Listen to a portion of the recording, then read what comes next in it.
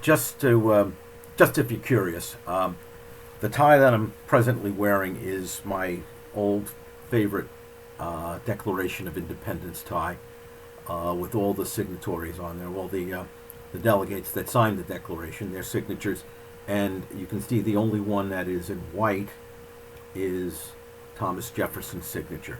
Okay. The last tie was for that's for senior citizens. That's the large print signatory of the Declaration. You can see right in the middle of the gold, the black signature of John Hancock. John Hancock being the president of the Second Continental Congress, and it was said that when he signs first, and he signs it in a huge signature, so that Fat George can in London can and read it without his spectacles. All right, and everybody laughs, ha ha ha. But in any case, what I want to do in this segment is to break down the Declaration, the document itself, and give you give you some analysis of the brilliant propaganda that it is, as well as, like I said, the poetry and the philosophy. Like I said, if you should be able to take a look at the document itself. It's in the appendix. It's the first document in the appendix of your textbook, starting on page 382. All right. It goes on for a couple of pages, and again, the last paragraph before the signatures or before the names of the delegates that signed. By the way, a great number of them did hold slaves. Okay, but we'll get back to that in a minute. There are three parts that I want to talk about. The first part is the first paragraph. One in the course of human events, it becomes necessary for one people to dissolve the political bands which have connected them to another, with another. That's the introduction. That's like your opening paragraph. Okay. It's referred to as the preamble. Okay. A preamble is the warm up. Okay.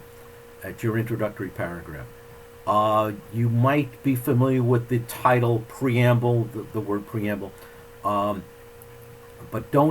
please don't get confused. When you're writing about the Declaration of Independence and you're talking about the preamble, you're talking about the very first paragraph, and it has nothing to do with the preamble to the United States Constitution of 1787, the We the People paragraph. No, this is the preamble to the Declaration. A preamble is, like I said, the first opening paragraph. It tells you what this document is all about, why this writing is being written.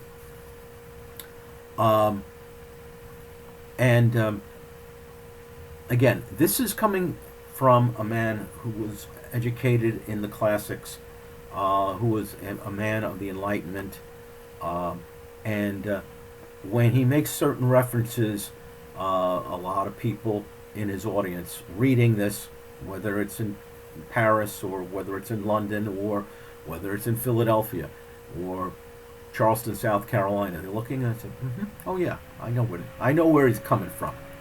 I know where he's coming from." But the second part of this, the "we hold these truths to be self-evident" part, this is going to be the part where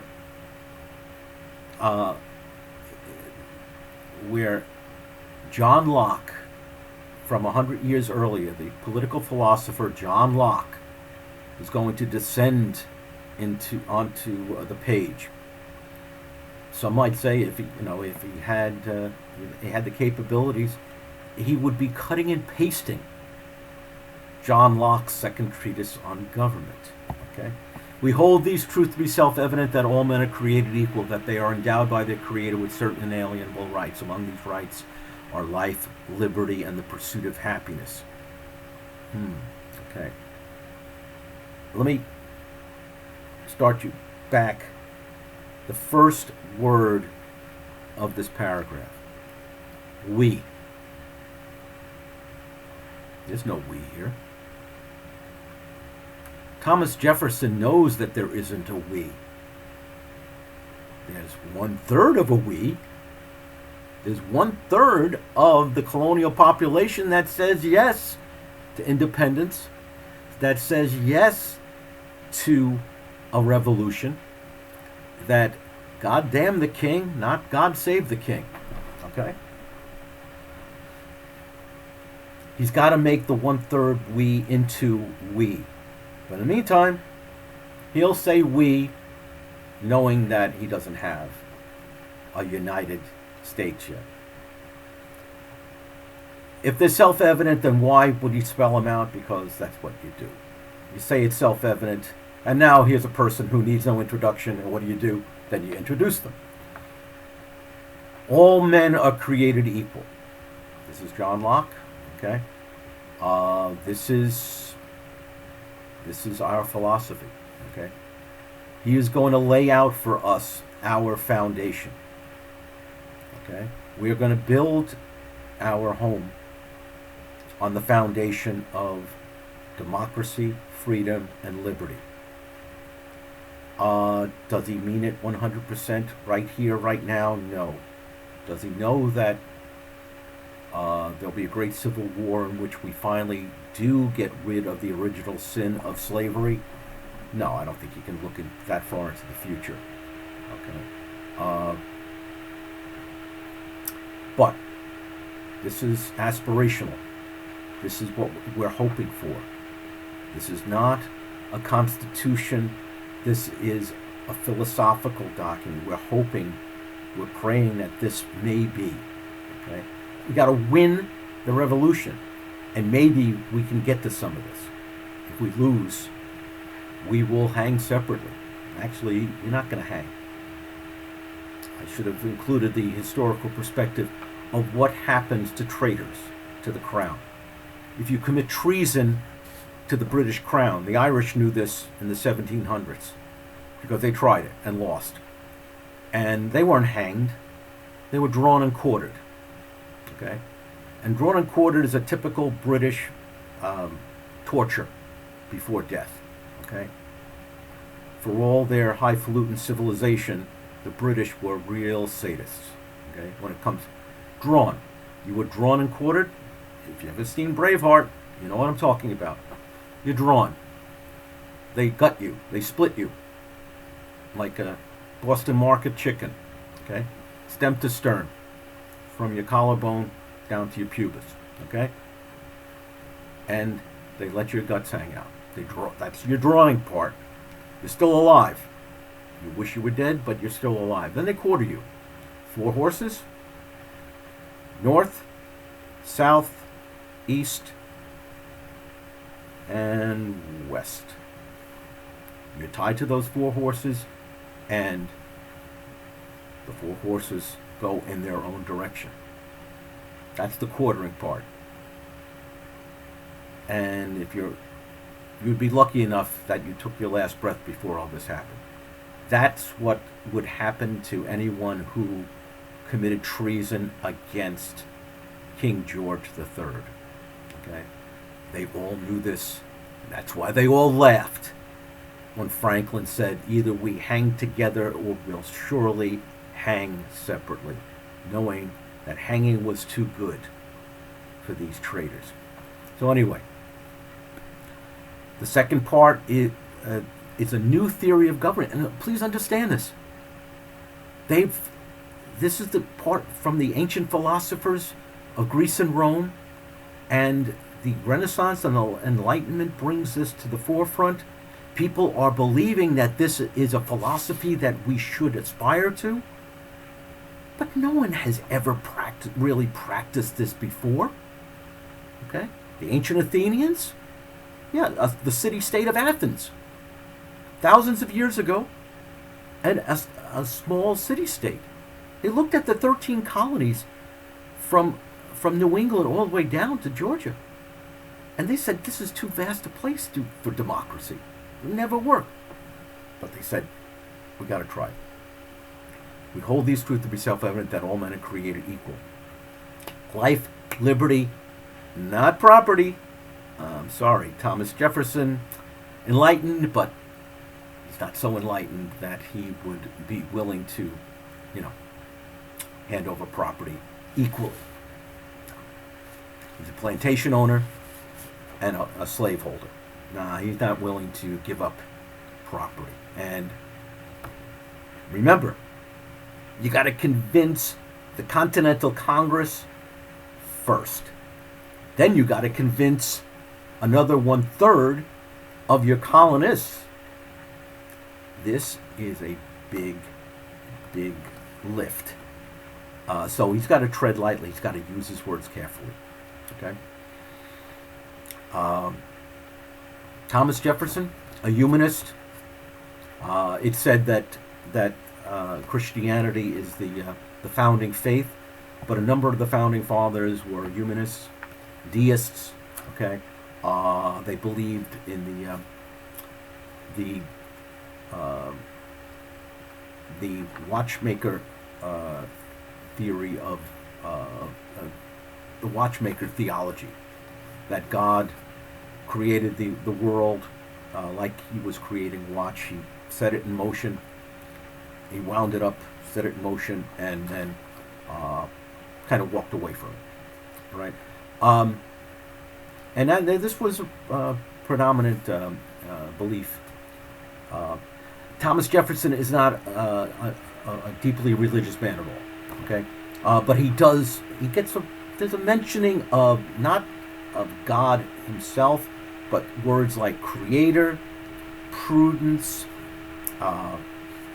and nature and nature's God. He skirts around a lot. He uses he does the kind of thing a lot. All right. There's that second part. Okay. It's our founding philosophy. This is our philosophical document, not our constitution, not the structural government document. But he's laying out that we're going to be some form of democracy and with individual rights and freedoms coming from the British, okay? Coming from the British and also coming from the Enlightenment as well, okay? So it's going to be British government plus the Enlightenment philosophers. Part 3. The lengthiest part, this full back page here, and then the second page here, getting right to the last paragraph. That is the third part, the reasons for separation. Okay. Now, Thomas Jefferson was a trained attorney, a barrister, a member of the bar. Okay. He was schooled in the law at William and Mary, the College of William and Mary in Virginia, in Williamsburg, Virginia. And like his compadre, his frenemy, John Adams,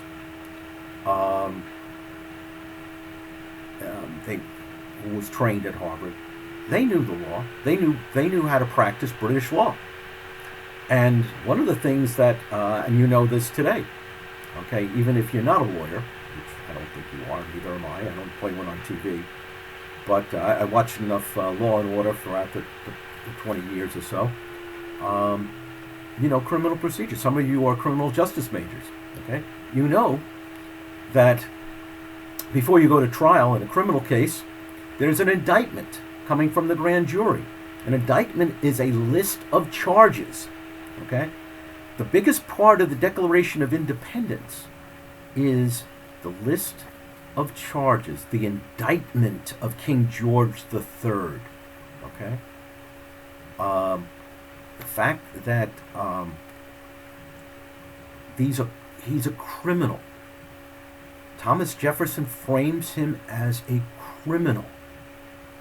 And he is going to indict, he's going to prosecute George III for crimes against the 13 British colonies. And therefore, the only thing that the jury can do, and who's the jury? It's the 1/3 hanging on the fence. It's France. It's Spain. It's the Dutch. It's Edmund Burke in Parliament, and some of the British people that are partisan to the American cause. All of those people sitting on the jury have to be convinced beyond a reasonable doubt that George III is the criminal that Thomas Jefferson says he is. And how is he going to do that? With 27 separate criminal counts of this indictment. And the only conclusion is independence. Guilty. And therefore, we must have independence. Now, I said before, the propaganda is in the we. Another propaganda word is he. Because who's getting indicted here? The king. Because he's a bad king. Could King Louis look at this document of France and say, well, see, I'm not a bad king, okay? So therefore, this wouldn't apply to me. The King of the Netherlands, the Dutch, the King of Spain, all of those kings, those autocratic kings, could look at this and say, well, not me, not me. King George III, yeah, but not me. I'm the good guy, okay? They don't see what Jefferson is doing here because he goes after the king. Now, it would be the height of hypocrisy that he goes after the king when it's the king plus.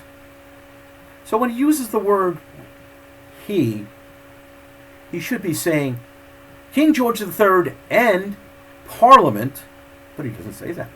Because what is Parliament? It's a democratically elected body.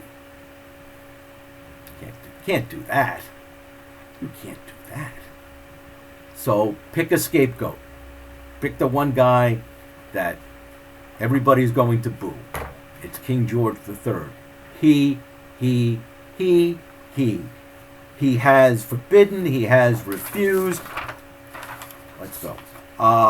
He has refused again, he has called together, he has dissolved, he has refused again, he has endeavored again, he's obstructed, he made, he erected, and then on and on and on. Why do prosecutors pad an indictment? For a number of reasons. Because when you get to number 27, you say, this man was bad. Okay? Are you going to get every count of the indictment as a guilty? No.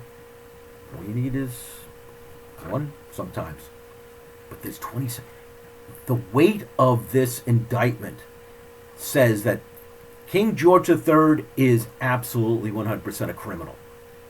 Okay? And all you have to do is look at the charges and jury find him guilty.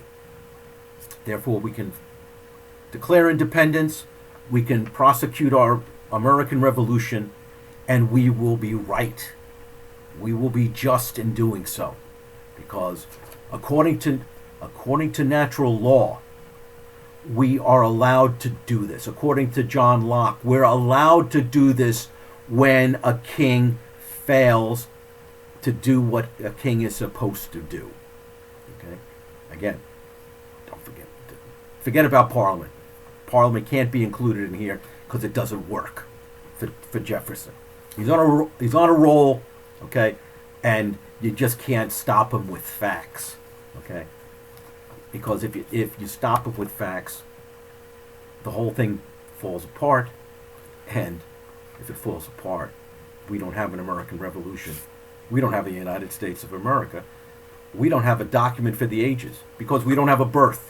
So therefore, we don't have a birth certificate. One thing, okay?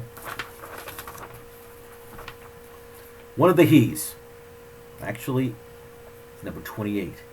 He has waged cruel war against human nature itself, violating its most sacred rights of life and liberty in the persons of a distant people who never offended him, captivating and carrying them into slavery in another hemisphere, or to incur miserable death in their transportation thither.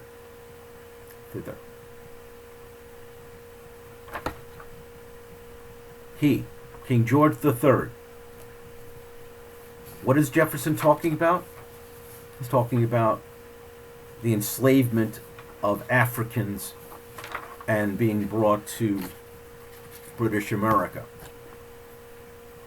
and serving for generations as enslaved men and women and children. Okay? He's talking about the triangle trade and the institution of slavery. Now, the height of hypocrisy. But Jefferson's gonna throw a Hail Mary, as they say in football. Okay, he's gonna put up this impossible pass. He's got to give it a try. Somewhere in his heart of hearts, he really does believe that slavery is a bad thing. Okay, he's probably not prepared to do what he needs to do with this, but he includes this other indictment that King George III is to blame, criminally to blame, for the institution of slavery in British North America. Yeah, right. Okay. What happens to this slavery clause? Well, you probably know that, because you can't see it in your copy, in your textbook. It's not there. It is edited out. It's crossed out. It doesn't get included because, in particular, South Carolina and the South, Georgia, North Carolina, walked out of the Second Continental Congress. You put that in there, we walk out. Your big dream of American independence and the United States of America goes up in smoke. So, practical politics prevail. Dr. Benjamin Franklin advises Jefferson that you got to do one thing at a time. Convinces John Adams to step aside. Let Jefferson excise the slavery clause, the anti-slavery clause, and let's get on with founding the United States of America. So we kick the can down the road. The hypocrite Thomas Jefferson, the cynic Thomas Jefferson, tries to throw this, this miracle pass, and it doesn't go. It's batted down. And so the question of slavery will continue. It will be our original sin. We come into the world with the original sin of slavery still on our souls, and we will continue to compromise. Okay? We think of ourselves as a nation of principled people. All we do all the time, and our history proves this out, all we do all the time is make the art of the possible. We make the deal that's possible, and nobody's happy. Okay? We get half a loaf, and we consider it a victory. Well, here we get our independence, okay? And the result of the Declaration of Independence being successful, as it is, I will talk about as I talk about the American Revolution itself, and that's the next time, okay? But in the meantime, July 4th, 1776, the United States of America is born, okay? When unanimously the 13 British colonies declare their independence unanimously, and we become, for the first time, a separate nation founded on the principles of democracy, freedom, and equality. Fraternitaire, égalitaire, libertaire. Okay, the three principles of the French Revolution. Oh, I forgot to mention that, by the way. Yes, the French, 10 years from now, are going to have their own revolution. And Thomas Jefferson's going to play a little hand in all that. But that's for the future. All right, the future history. Anyway, take good care and we'll see you next time, okay? And we'll talk about the American Revolution, the war itself. Bye for now.